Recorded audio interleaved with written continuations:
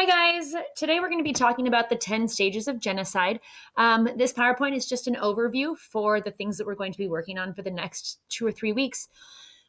We just finished with the Holocaust, and we've previously talked about the Armenian genocide. And so we already have a basic background of all of this information. Today we're just going to get into a lot more depth as far as what those terms actually mean. We know that because of the Nuremberg trials and the Geneva Convention, that we now have a definition for the term genocide, and that it is something that we can now use in more modern instances, in more modern conflicts, to term things correctly. Okay. So this is the 10 stages of genocide. Again, it is just an overview. There is so much information that we have on this available to us, and we will be working through a lot of that in the coming weeks. Basically, genocide is acts committed with the intent to destroy, in whole or in part, a national, ethical, racial, or religious group. Okay. In the convention, it basically covers these things that are listed here: killing the members of the group, causing serious bodily or mental harm to members of the group, deliberately inflicting onto the group conditions of life calculated to bring about its physical destruction in whole or in part, imposing measures intended to prevent births within the group, and forcibly transferring children of the group to another group. It's a process that develops across 10 stages that are predictable but not unstoppable. At each stage, preventive measures can stop it.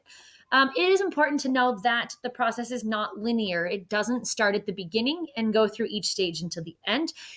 The stages may occur, simultaneously. Each stage itself is a process. Logically, the later stages are preceded by the earlier stages, but all the stages continue to operate throughout the entire process. All right. Those 10 stages that we're going to be focusing on are classification, symbolization, discrimination, dehumanization, organization, polarization, preparation, persecution, extermination, and denial. Now, as we go through each of the following slides, it's going to break down each of these 10 stages individually. I've included some in-depth information along with a more basic definition of each of these terms, along with an example. And since we spent so much time on the Holocaust during World War II, I've decided to use the Nazis' treatment of the Jews as my example for all 10 of the stages. All right. So the first stage is that of classification. And that's when we classify. As humans, we generally classify groups of people. It is an us versus them mentality, usually broken down by ethnicity, race, religion, or nationality.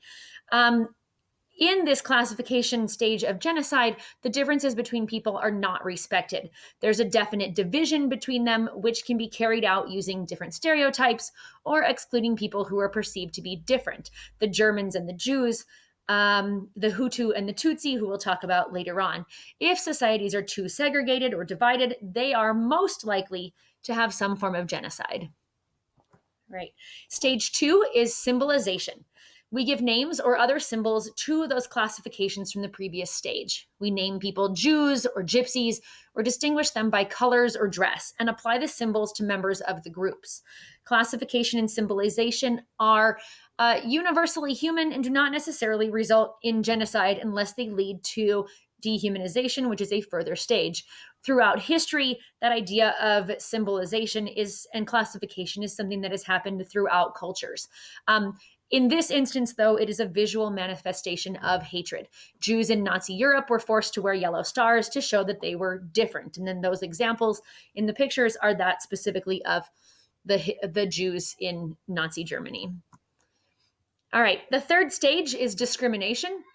We know that in classification, we have the different groups of people, but this is where a dominant group uses laws, customs, political power to deny the rights of other groups. Okay, this can be their civil rights, their voting rights, even their citizenship. When the dominant group denies, civil rights or citizenship, they do it to those identified groups that they've already classified out. The 1935 Nuremberg laws stripped Jews of their German citizenship, made it illegal for them to do many jobs or to marry German non-Jews. The next stage is dehumanization. And this is where one group denies the humanity of the other group. And I put this in bold because I think it's really important for us to understand really what this means. It's where members of the group are equated with animals, vermin, rats, insects, diseases. Dehumanization overcomes the normal human revulsion against murder. Generally, most of us see another human being. We see them as being another human being. We can't understand why this would take place. But if you've been told and taught for a long time through propaganda, print, radio stations, social media, sometimes it's even incorporated into school textbooks. That form of indoctrination prepares the way for people to really start to dehumanize these individual groups. In this, the majority group is taught to regard the other group as less than human and even alien to their own society. They're they're taught to believe that they were better off without them. Those perceived as different are treated with no form of human rights or personal dignity. In the time period of World War II, the Nazis referred to the Jews as vermin, therefore dehumanizing them from the general German population. The next stage is organization. And you'll see as we get through these next ones that they all sort of run together. Okay. Each stage has to happen or does happen individually. But again, the symbolization and the dehumanization are things that are all going on at the same time that this organization is happening. Genocide is always organized, usually by the state, often using militias to provide deniability of state responsibility so that they can say at the end, wait, we didn't know. Plans are made for genocidal killings even before the killings actually begin. That organizational process is always in place. It often occurs during civil or international wars. That way they can discuss it as or claim that it was just a part of the war, that it happened because those people just happened to be in the wrong place or they were in the way. But genocides are always planned. Regimes of hatred often train those who go on to carry out the destruction of the people. For example, the Nazi Einsatzgruppen, I apologize if my pronunciation is incorrect, murdered 1.5 million Jews in Eastern Europe. They were trained. They were organized into these groups and trained specifically to do those things. All right. Our next step is polarization. And that is where the extremists drive the groups apart.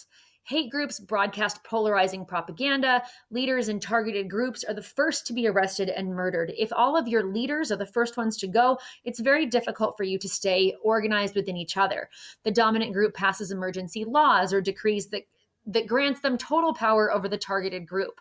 Those groups are then disarmed to make them incapable of self-defense and ensure that the dominant group has total and absolute control. Propaganda is a big proponent of this. It begins to be spread by hate groups. The Nazis used different newspapers to spread and incite messages of hate about Jewish people. In Rwanda, they used radios. And again, as we go through this, you'll notice that this propaganda, this idea of polarization, can be happening at the same time as the organization, but not any less important of a stage. The next stage is preparation. Group leaders plan whatever their final solution is. Okay, they often use euphemisms to cloak their intentions, such as referring to their goals as ethnic cleansing, purification, counterterrorism. They build armies, buy weapons, and train their troops and militias. They indoctrinate the populace with the fear of the victim group. Leaders often claim that if we don't kill them, they will kill us, disguising it as their own version of self-defense. Again, they plan this. It's not something that they just wake up one morning and say, let's go do this. They often use euphemisms like the Nazi phrase, the final solution, to cloak their intentions. If you didn't know that the final solution was to kill 6.5 million Jews, then you would just think that they were talking about something else dealing with World War II. They create fear in their victim group by building up armies and weapons specifically to use against them. The next stage is that of persecution. Victims are identified and separated out because of their national, ethnic, racial, or religious identity. The victim group's most basic human rights are systematically violated through extrajudicial killings, torture, forced displacement. These are all those things that happened to the Jews in Europe when they were moved to the ghettos and then moved again into concentration camps and or death camps. Death lists are drawn up. They are segregated. They're deliberately deprived of food, water, those things that can very slowly but surely kill off your entire population. Programs are implemented to prevent procreation through forced sterilization or abortions. Children are forcibly taken from their parents. And then, of course, genocidal massacres begin. The next stage is that of extermination. Okay. Once extermination begins, it quickly becomes the mass killing, legally called genocide. It is extermination to the killers because they do not believe their victims to be fully human, because they see them as pests, vermin, insects. Just like the exterminator would come to your house, they believed that that's what they were doing by getting rid of those people from within their state. The goal of total genocide is to kill all the members of the targeted group. The hate group murders their identified victims in a deliberate and systematic campaign of violence. Millions of lives have been destroyed or changed beyond recognition through genocide. When we were talking about World War II and we talked about Hitler and his final solution, we talked about how once they hit the point of that final solution, they were just taking Jews out of ghettos, out of their work camps, and sent directly to the death camps for the sole purpose of extermination. All right, the last stage in our 10 stages of genocide is that of denial. It is the final stage. It lasts throughout and always follows genocide. It's among the surest indicators of further genocidal massacres that the perpetrators of genocide dig up the mass graves, burn the bodies, try to cover up all the evidence, and then intimidate the witnesses. They deny that they committed any crimes and often blame what happened on the victims themselves. The perpetrators or later generations deny the existence of any crime. And the reason I've highlighted that is because there's actually a push to do this by a right-wing group in Germany over the past couple of years, as the survivors of the Holocaust are dying off due to old age. There is a new group of individuals who basically wants to have it labeled as fake news, that it didn't really happen and that it is just something that we've made up to make them look bad, or just because Germany lost. And so we need to stop making them look bad. And so the Holocaust never happened. And we need to stop, or not that it didn't happen, but that it didn't happen to the extent that history has taught us it has. Unfortunately, that is an example of denial. And unfortunately, it's those types of sentiments that allow for genocide to continue happening. Again, back to those ideas at the beginning, it's a process. There's no specific process, but there is a logic to it. It doesn't just start at step 1 and run through step 10. All of those things happen in and around each other. By helping us understand the logic of it, people can see early warning signs and know when it's coming. It is crucial not to confuse this model with a linear one. In all genocides, many stages occur simultaneously. And that's something, again, we need to remember across this whole entire unit of study. Nothing is 1, then 2, then 3, then 4. These are all interconnecting things that come together to create one unfortunate experience. This is a great chart that I got from the Holocaust Memorial Day Trust. All of my information for this PowerPoint came from genocidewatch.com and then also from the Holocaust Memorial Day Trust.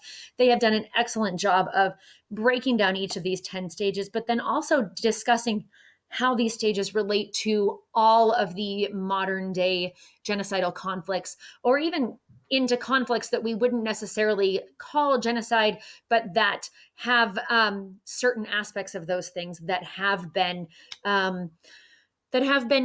used to describe genocide in the past. And so it's important for us to be able to have these different pieces of information where we can go and we can get more research on our own. That is the end of our video for today. Let's go back to that.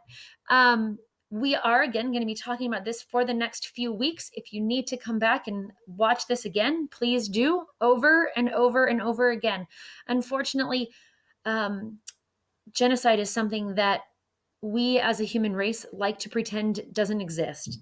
There are so many adults that um, don't understand that it didn't just end with Hitler and the Nazis and the Holocaust of the Jews in Europe, that it's something that unfortunately still presents a conflict to many, many groups throughout the world today.